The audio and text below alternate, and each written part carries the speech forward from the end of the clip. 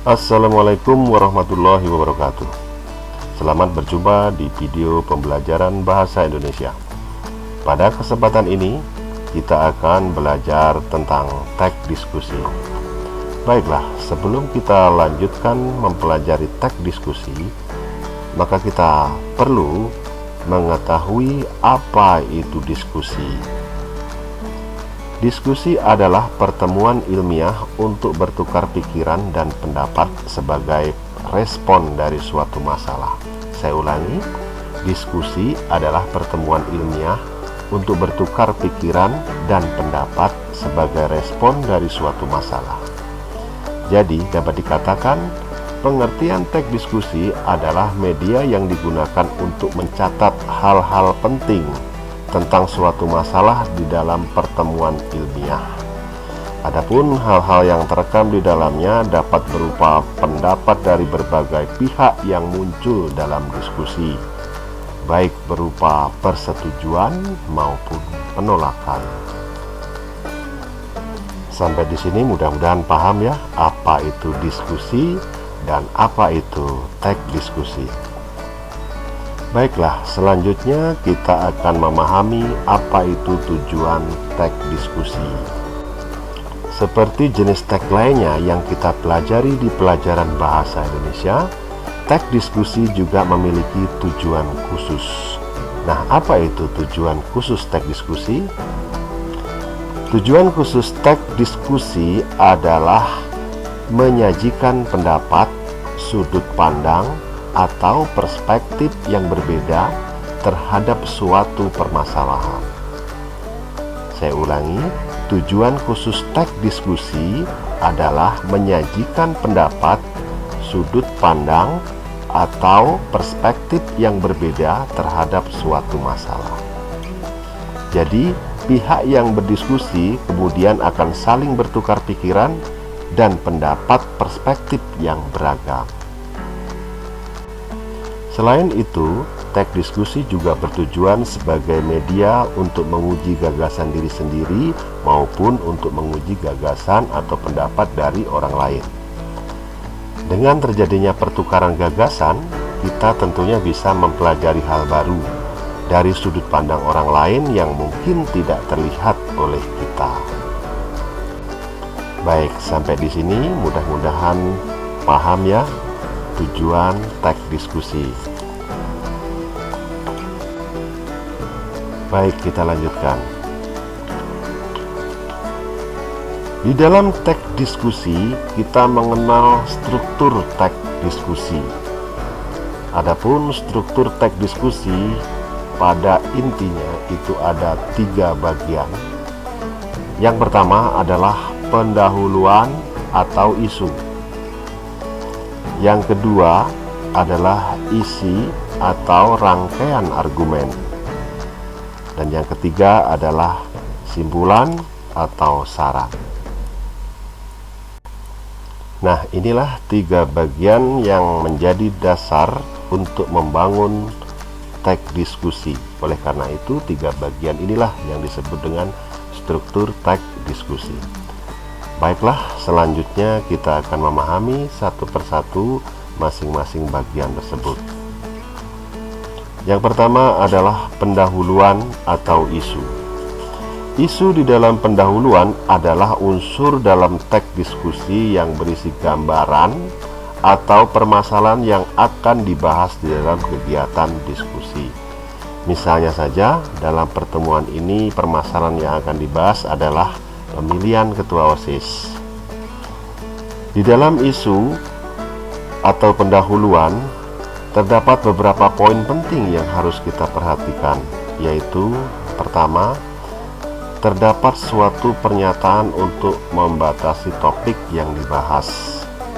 Yang kedua, mengandung latar belakang topik yang dibahas.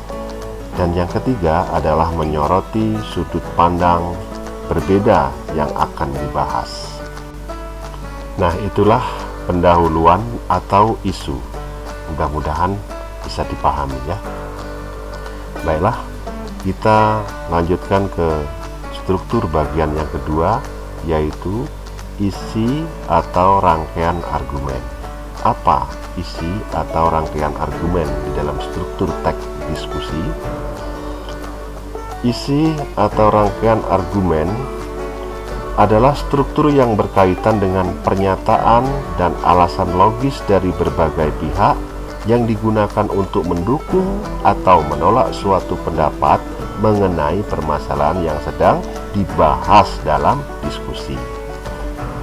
Perlu diingat, rangkaian argumen dalam isi teks diskusi paling tidak harus memiliki dua macam pandangan, yakni pandangan atau pendapat yang pro dan pandangan atau pendapat yang kontra terhadap suatu kondisi, peristiwa, atau permasalahan. Argumen ketika berdiskusi pertama berisi ide pokok atau pendapat, baik pro maupun kontra, serta alasan logis yang mendasari pendapat tersebut. Dan yang kedua, disampaikan dengan bahasa yang persuasif. Dalam hal ini, setiap peserta diskusi diberi kesempatan atau kebebasan untuk menyampaikan argumennya selama tidak merugikan, menyakiti, dan mengancam peserta lain. Contohnya, di dalam pemilihan ketua OSIS, seorang calon ketua OSIS seharusnya memiliki argumen atau pendapat-pendapat yang mengarah kepada prestasi belajar. Nah, itulah tadi penjelasan bagian yang kedua dari struktur teks diskusi, yaitu rangkaian argumen atau isi. Mudah-mudahan bisa dipahami ya. Selanjutnya kita akan membahas kesimpulan atau saran yang merupakan bagian ketiga dari struktur teks diskusi. Kesimpulan dalam teks diskusi adalah rekapitulasi hasil, rekomendasi, atau solusi dari permasalahan yang sudah dibahas. Sebaiknya hasil diskusi haruslah berisi rekomendasi atau jalan tengah untuk mencari solusi dari permasalahan yang sedang terjadi. Kesimpulan atau saran merupakan bagian akhir yang menjadi rekomendasi atau hasil dari diskusi yang didapat dari mengumpulkan atau mengelaborasi masing-masing argumen dari setiap orang yang terlibat dalam diskusi. Berikut ini adalah poin penting dari simpulan. Pertama, memuat simpulan argumen dari sisi pro dan kontra. Yang kedua, memperlihatkan evaluasi argumen yang paling efektif. Dan yang ketiga, memuat rekomendasi atau jalan tengah yang tidak memihak terhadap persoalan yang dibahas. Nah, ini tadi penjelasan dari simpulan atau saran yang merupakan bagian ketiga dari struktur teks diskusi.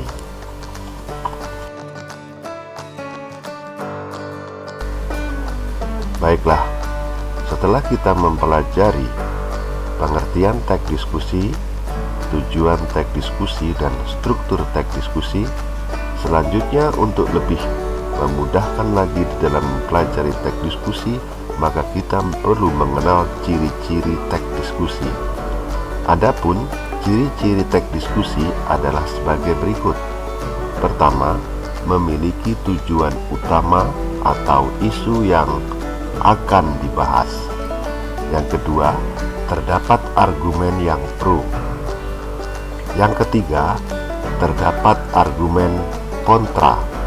Dan yang keempat adalah memiliki kesimpulan atau resolusi.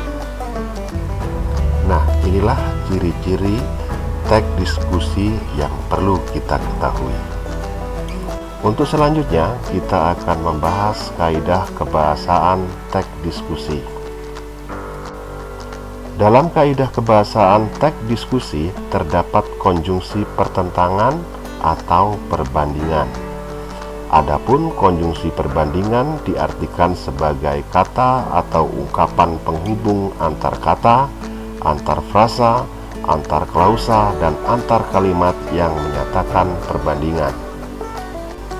Konjungsi pertentangan adalah kata atau ungkapan penghubung antar kata, antar frasa, antar klausa, dan antar kalimat yang menyatakan pertentangan atau perlawanan. Dari kedua konjungsi tersebut, penggunaan tanda baca koma seringkali salah penempatan ketika menyusun sebuah kalimat dalam teks diskusi. Berikut ini beberapa poin yang perlu diperhatikan terlebih dahulu untuk menghindari kesalahan itu. Yang pertama adalah konjungsi pertentangan. Konjungsi pertentangan ini ditandai dengan kata sedangkan, tetapi, dan melainkan yang di dalam penulisannya didahului tanda baca koma.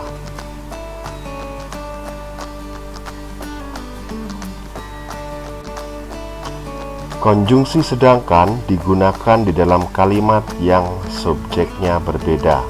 Contoh, Amir akan belajar bahasa Indonesia, sedangkan Farhan akan belajar bahasa Inggris. Selanjutnya, konjungsi tetapi digunakan di dalam kalimat yang subjeknya sama dan dapat dipasangkan dengan kata tidak.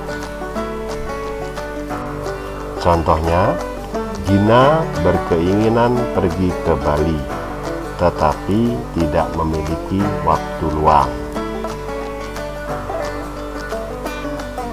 Konjungsi melainkan digunakan di dalam kalimat yang subjeknya sama dan dapat dipasangkan dengan kata bukan.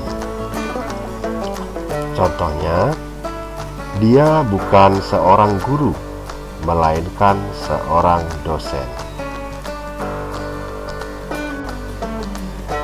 Baik, kita lanjutkan yang kedua, yaitu konjungsi perbandingan. Konjungsi perbandingan hanya terdiri atas konjungsi lebih dan daripada. Konjungsi ini hanya digunakan untuk membandingkan dua kata yang berbeda. Konjungsi lebih hanya dapat dipasangkan dengan konjungsi daripada. Contohnya, Haris lebih menyukai teh daripada kopi. Nah, demikian tadi penjelasan mengenai kebahasaan teks diskusi. Mudah-mudahan penjelasan dalam video ini secara keseluruhan dapat menambah pengetahuan kalian terhadap teks diskusi. Baik, sampai di sini dulu penjelasan video ini, dan sampai jumpa di video selanjutnya. Jangan lupa bagi yang belum subscribe, silahkan subscribe dulu, dan bagi yang belum jelas bisa dituliskan di pertanyaan di dalam kolom komentar. Terima kasih. Assalamualaikum warahmatullahi wabarakatuh.